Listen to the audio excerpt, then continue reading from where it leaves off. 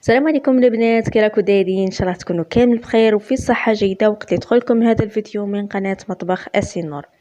شوفوا البنات، اليوم جبت لكم واحد الوصفه اذا قلت لكم عليها تكتر بالبنه تكتر بالبنه. جات بزاف بنينه، جات عسل. هاد الوصفه درتها انا للعرضه، كانوا ضياف عندي درتها لهم، جات بنينه عسل كيما قلبهم.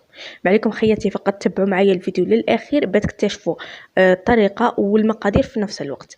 بلا ما نطول عليكم راح نخليكم مع المقادير. وخياتي الله يحفظكم، ما تنسوليش هذيك الجيم والبارطاج فضلا وليس امرا. فرجه ممتعه. بسم الله وعلى بركه الله. هنا راح نبداو في الوصفه. هنا في الكيكوطه درت 4 مغارف تاع الزيت. وهنا خياتي اذا كان عندكم السمن تقدروا ديروا مغرف تاع السمن ولا تاع المارغرين. انا هنا للاسف ما كاش عندي لا مارغرين ولا السمن، درتها غير بالزيت وجات بزاف بنينه. هنا عندي قطعه تاع اللحم، كما كتشوفوا القطعه تاع اللحم راش فيها كي نقولوا الشحم، ضفت لها هنايا قطعه تاع شحم. عندي هنايا لي زيبيس، نحتاج الملح، الكركم، زوج سنة تاع الثوم، وعندي هنايا سكين جبير. اذا هنا راح نخلط هاد المقادير كامل مع بعض. بعدها راح نغلق على الكيكوطه ونديرها فوق الغاز على نار تكون قليله، هنا بلا ما نضيف لها ولا قطره تاع الماء. هنا راح نغلق على الكيكوطه وراح نديرها على نار كالشمعه، غادي نخليها طيب حتى نص ساعه، يعني 35 دقيقه راح يكون طايب لك الزبده.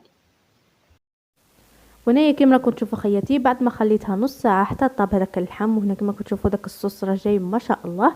درك شا غادي نضيف هنايا عندي 2 حبات تاع بصل صغار، كنت قطعتهم شرائح كما موضح صوره، رايحه نضيفهم. وعندي هنايا حبه تاع طوماطيس قطعتها على 4.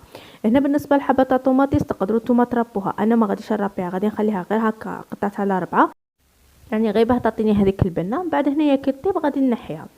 وهنايا عندي لوبيا خضراء ولا لوبيا الماشطو، كنت هنايا غسلتها مليح بالماء. بعد ضفت لها هنايا 2 مغارف تاع الخل، مغارف تاع الخل يكونوا كبار. خليتها في الماء حوالي ربع ساعه هكا، من بعد صفيتها ورايحه نضيف. هنايا كاين اللي فور هاد اللوبيا، كاين اللي يغليها، يعني كل واحد وطريقته في تحضير اللوبيا. هنايا نغلق على الكيكوطه المره الثانيه ونخليها مده ربع ساعه على نار قليله. قلت لكم النار خلوها غير كما الشمعه، غادي تطيب لكم وغادي تجيكم جمره. الله دوك تشوفوا معايا الوصفه. وهنايا شوفوا خياتي بعد ما طابت، شوفوا هنايا كيفاش جات، شوفوا هذاك الصوص كيفاش راه خاطر، جات بزاف بنينه، جات مجمره، جات معسله، جات ولا اروع. نتمنى انكم تجربوا الوصفه خياتي. ضربك غادي نحطها في الصحن تقديم وغادي تشوفوها كيفاش جات عن قرب، ستكون غير جات بزاف بنينه. نتمنى انكم تجربوها. اذا هذه هي وصفتنا لنهار اليوم، راها جاهزه كما راكم تشوفوا، اللي كانت عباره على لوبيا خضراء ولا لوبيا ماشطو، اللي كنت شاركتها معكم بطريقه بزاف سهله وتجي بزاف بنينه.